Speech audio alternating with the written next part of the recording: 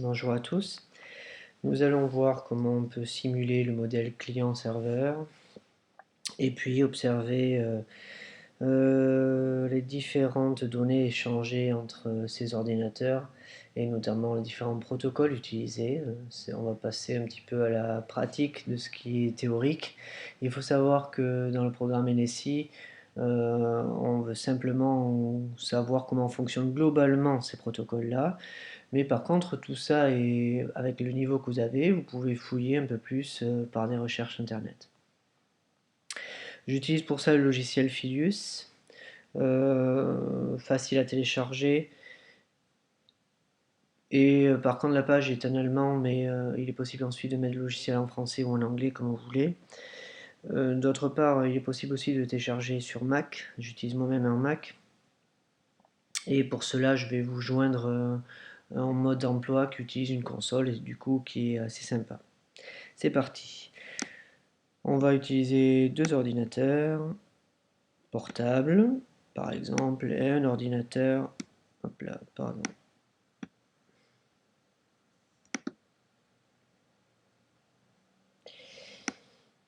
et un ordinateur qui va jouer le rôle de serveur. Il se trouve que sur ce logiciel, les ports sont limités, donc on est obligé d'utiliser un switch.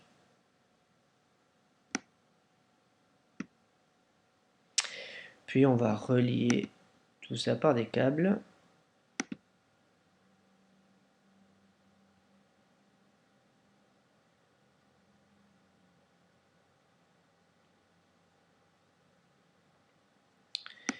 Alors par défaut, si je clique droite et que je configure, ces deux ordinateurs ont le même nom et la même adresse IP. On va modifier ça.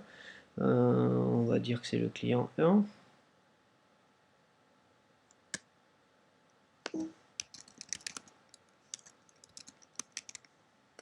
L'adresse IP, on va dire 192.168.0.1. Pour celui-ci, on va dire que c'est le client 2. Et l'adresse IP, ça sera la même, mais ce sera .2. Et pour cet ordinateur, on va dire que ce sera le serveur. Et l'adresse IP sera 3. 192.168.0.3.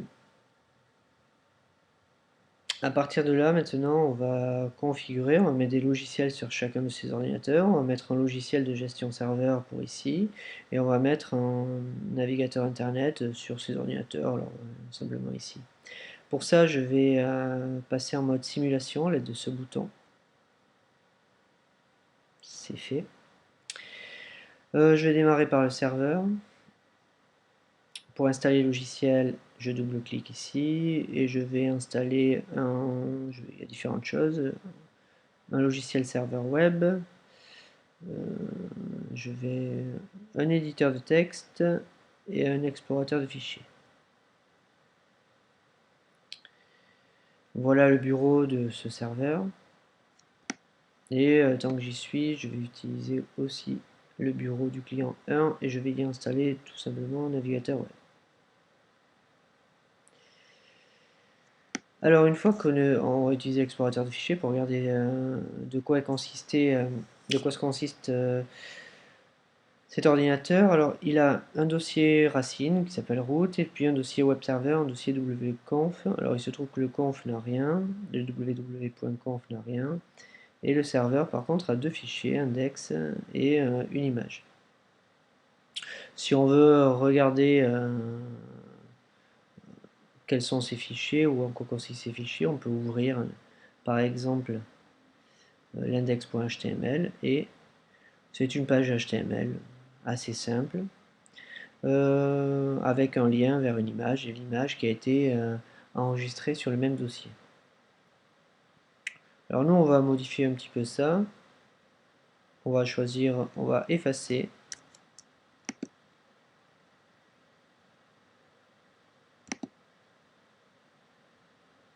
Et on va créer nous-mêmes notre page HTML. Vous pourrez ensuite créer une page HTML assez complète si vous voulez, ou exporter celle que vous avez créée avec HTML puis CSS lors de l'exercice précédent.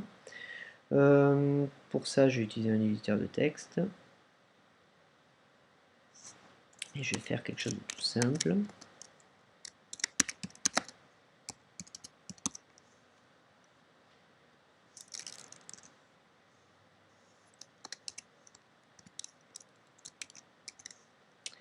Que je vais enregistrer.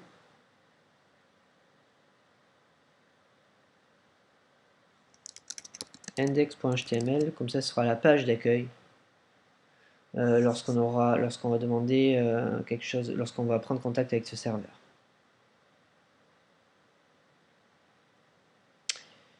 Voilà, il suffit à présent que je démarre, que je dise au serveur qu'il peut être en attente de requêtes. Démarrer. Réception des requêtes démarrer. Je vais aller sur le client 1, je vais aller sur le navigateur, et puis je n'ai pas le serveur DNS. Alors le serveur DNS, ça n'a pas été vu pour le moment, mais vous avez pu le voir sur la vidéo notamment. C'est un serveur qui associe les adresses IP à des noms. Par exemple, Google. Google.com possède une adresse IP, mais pourtant il y a quelque part un ordinateur qui, lorsqu'on demande google.com, nous associe automatiquement l'adresse IP. Faites une recherche si vous voulez en savoir un peu plus. Il est d'ailleurs possible avec ce logiciel Philus de configurer aussi un serveur DNS. Je vais y rester tout simple. On va se connecter au serveur. L'adresse IP du serveur c'était 192.168.0.3. Puis je vais lancer cette requête, mais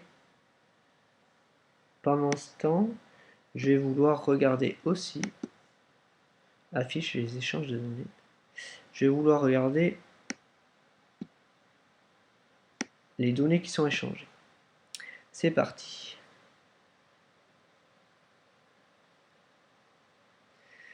Là, j'ai les données qui sont échangées sur le client. Ici, j'ai les données échangées sur le serveur. Alors, ce que l'on peut voir ici, de manière assez globale, c'est qu'il y a une erreur. Il y a une erreur. Pourquoi y a-t-il une erreur? On va aller regarder ce qui se passe.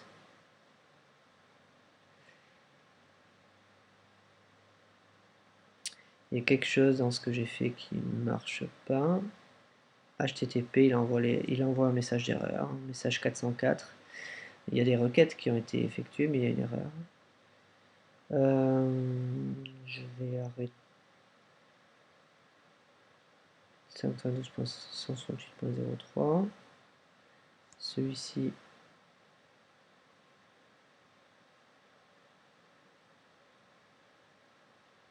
Ok.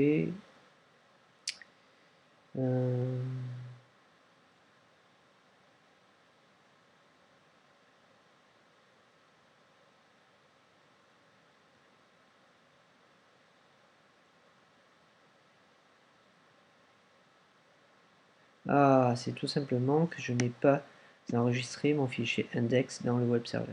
Je ne sais pas où je l'ai enregistré d'ailleurs. Il était là. Ok. Donc en fait, je vais réouvrir mon fichier, je vais l'enregistrer sous. J'ai pas dû le mettre là où il faut. Je vais l'enregistrer ici. Et c'est index.html.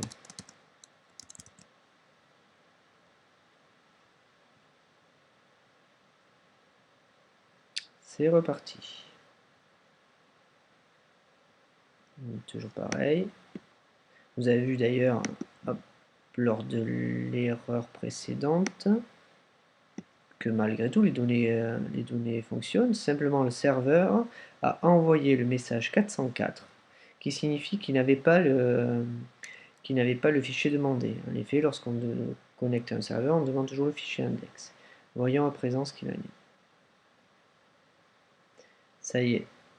le message qui s'affiche auparavant c'était 404 no found. Ici, le message qu'envoie le serveur c'est 200. OK. On peut voir ici ce qui se passe. Alors, au tout début,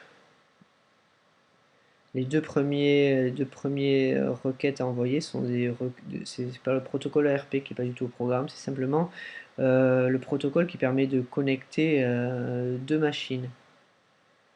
Donc ici elles sont bien connectées en filaire d'ailleurs, et on recherche l'adresse MAC associée et l'adresse IP aussi associée. Donc ici, c'est le 192.168.0.1 qui envoie une requête au 192.168.0.3.